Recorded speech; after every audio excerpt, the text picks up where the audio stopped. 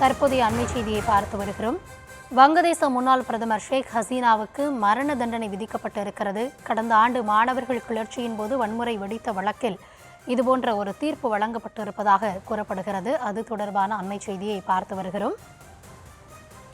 கடந்த ஆண்டு வங்காளதேசத்தில் மாணவர்கள் கிளர்ச்சியின் போது வன்முறை வெடித்தது.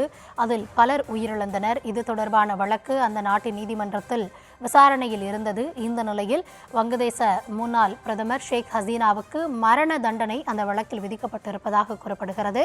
முழுமையான விவரங்களோடு இணைகிறார் எம்முடைய செய்தியாளர் வெங்கட்ரமணன். வெங்கட், என்ன தீர்ப்பு வழங்கப்பட்டிருக்கிறது? முழுமையான விவரங்களை வழங்கலாம்.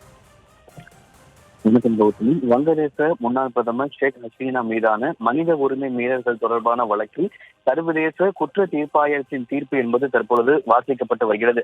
கடந்த ஆண்டு ஆகஸ்ட் மாதம் வங்கதேசத்தில் ஏற்பட்ட போராட்டத்தில் மனித உரிமை குற்றங்களில் ஈடுபட்டதாக அந்நாட்டு முன்னாள் பிரதமர் ஷேக் ஹசீனாவிற்கு எதிராக சர்வதேச குற்ற தீர்ப்பாயத்தில் வழக்கு என்பது தொடரப்பட்டது.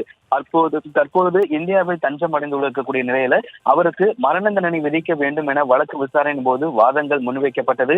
இந்த நிலையில தான் அந்த நாட்டில் இருக்கக்கூடிய நீதிமன்றத்துல வங்கதேச முன்னாள் பிரதமர் ஷேக் ஹசீனா குற்றவாளி என தற்பொழுது அறிவிக்கப்பட்டிருக்கிறது. ஷேக் ஹசீனா மற்றும் அவரது உள்துறை அமைச்சர் உள்ளிட்டோரும் குற்றவாளிகள் என அறிவிக்கப்பட்டிருக்கிறது. மனித குலத்திற்கு எதிரான செயல்பாடுகளில் ஷேக் ஹசீனா ஈடுபட்டுள்ளார் என சர்வதேச குற்ற தீர்ப்பாயமும் அறிவித்திருக்கிறது. கடந்த ஆண்டு ஆகஸ்ட் மாதம் வங்கதேசத்தில் ஏற்பட்ட போராட்டத்தில் மனித உரிமை குற்றங்களில் ஈடுபட்டதாக அந்நாட்டு முன்னாள் பிரதமர் ஷேக் ஹசீனாவுக்கு எதிராக சர்வதேச குற்ற தீர்ப்பாயத்தில் வழக்கு தொடரப்பட்ட நிலையில அந்த வழக்கு தொடர்பாக தற்பொழுது தீர்ப்பு என்பது வாசிக்கப்பட்டு வருகிறது. வங்கதேசத்தில் முன்னாள் பிரதமர் ஷேக் ஹசீனா குற்றவாளி என தற்பொழுது அந்த தீர்ப்பில் வாசிக்கப்பட்டு வருகிறது.